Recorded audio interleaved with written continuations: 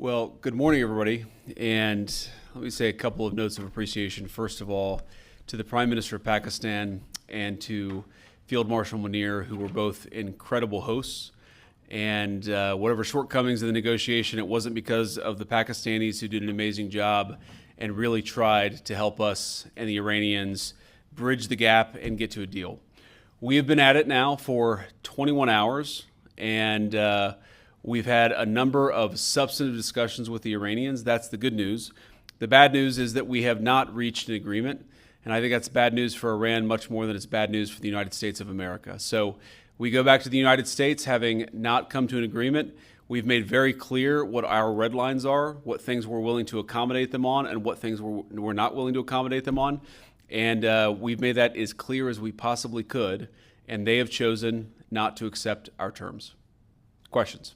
Sir, Nick Robertson from CNN. Precisely what have they rejected here? Can you help us understand it a little bit? Well, I won't go into all the details because I don't want to negotiate in public after we negotiated for 21 hours in private. But the simple fact is that we need to see an affirmative commitment that they will not seek a nuclear weapon, and they will not seek the tools that would enable them to quickly achieve a nuclear weapon. That is the core goal of the President of the United States, and that's what we've tried to achieve through these negotiations. Again, their nuclear program, such as it is, the enrichment facilities that they had before, they've been destroyed. But the simple question is, do we see a fundamental commitment of will for the Iranians not to develop a nuclear weapon, not just now, not just 2 years from now, but for the long term? We haven't seen that yet. We hope that we will.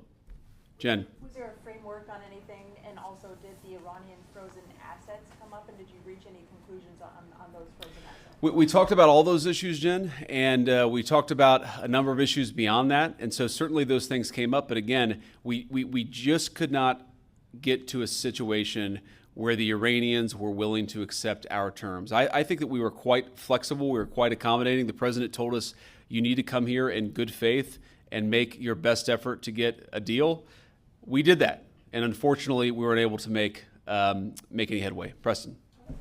Mr. Vice President, how often did you communicate with President Trump throughout the negotiations? There were reports that there were multiple rounds, where there were breaks in between negotiations. How often did you communicate with the president throughout those rounds, and what was he saying as you were going through these negotiations that you said fell short? Yeah, obviously we were talking to the president consistently. I don't know how many times we talked to him, a half dozen times, a dozen times over the past 21 hours.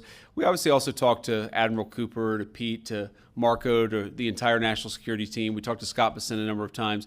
So look, we were constantly in communication with the team because we were negotiating in good faith. And we leave here with a very simple proposal, a method of understanding that is our final and best offer. We'll see if the Iranians accept it. Thank you.